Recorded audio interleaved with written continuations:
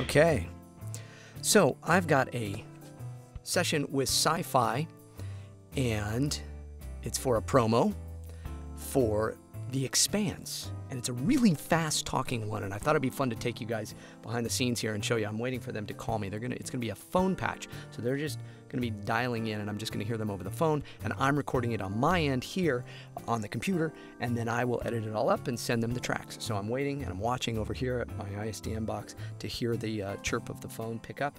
And once they dial me up here, they're supposed to dial me up in the next 2 minutes, then we will be good to go. But I thought, let's take a look. This is one of these ones for, it's a super fast recap of The Expanse, Season 2.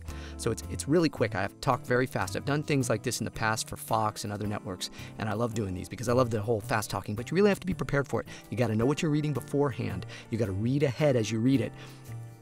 And you have to learn to remember when to breathe at the proper places to get everything. We'll probably take it in chunks, just paragraphs at a time, and just go bit by bit by bit by bit and go through the whole thing. But it's like a 30-second promo, and it should be a lot of fun. Let's do it.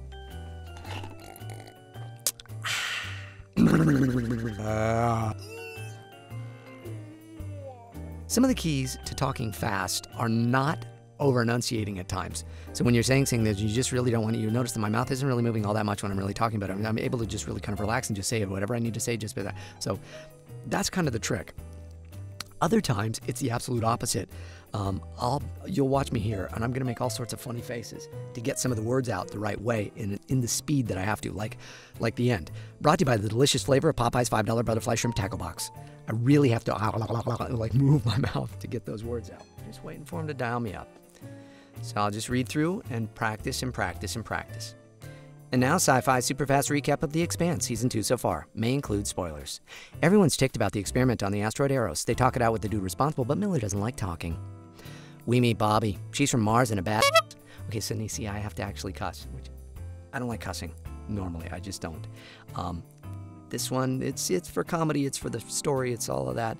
I let it slide. But for those of you that are watching, I will bleep that word out because I try to keep all my material family friendly. Earth, Mars, and the Belt move closer to war, and these two experience thrust.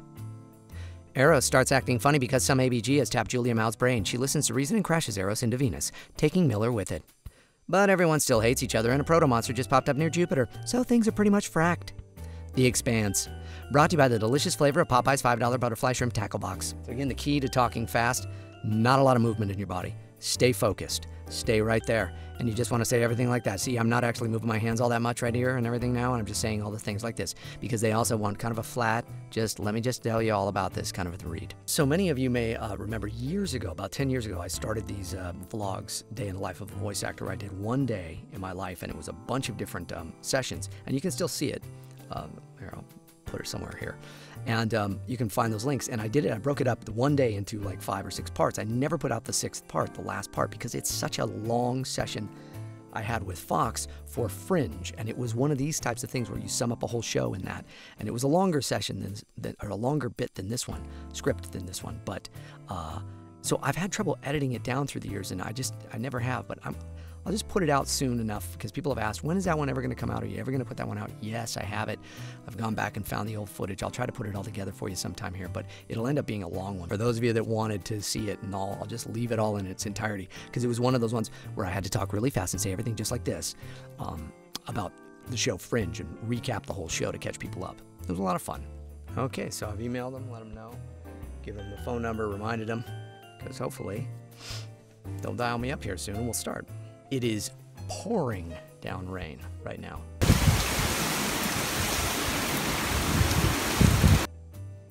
We haven't had rain in California in so long, and this is just a huge storm. Hoping none of it comes through in the booth. It's so loud. This is one time where I've considered changing my microphone. This is a Gefell UM70, which I love. I use this mic pretty much all the time. But on this particular promo, I considered using a Sennheiser 416, which I have out here. But because I don't know when they're going to dial up, I'm like, I don't think I have time to change it out. That mic is really good for this type of thing because in this one, I'm not doing a big deep voice or anything. I'm doing my regular voice, and it needs to just cut through. And also because it's raining outside and all, I want that very kind of, I want to make sure it doesn't pick up any other sounds. So that's why I may consider, if I have time here, So now I'm on the 416. You can actually hear the difference. I don't think it sounds as good.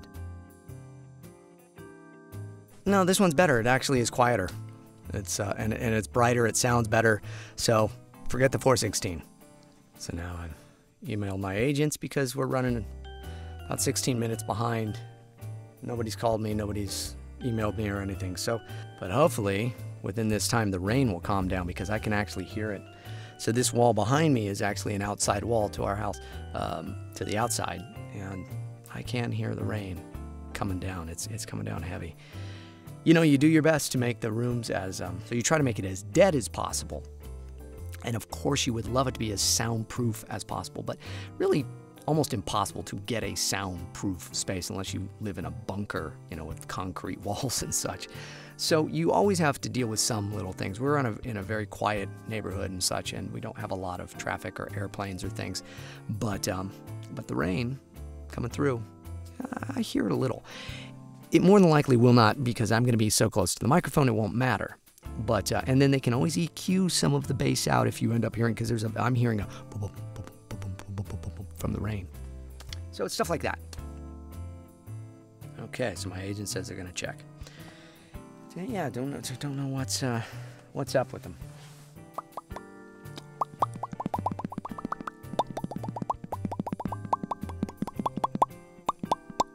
It's a cool sound.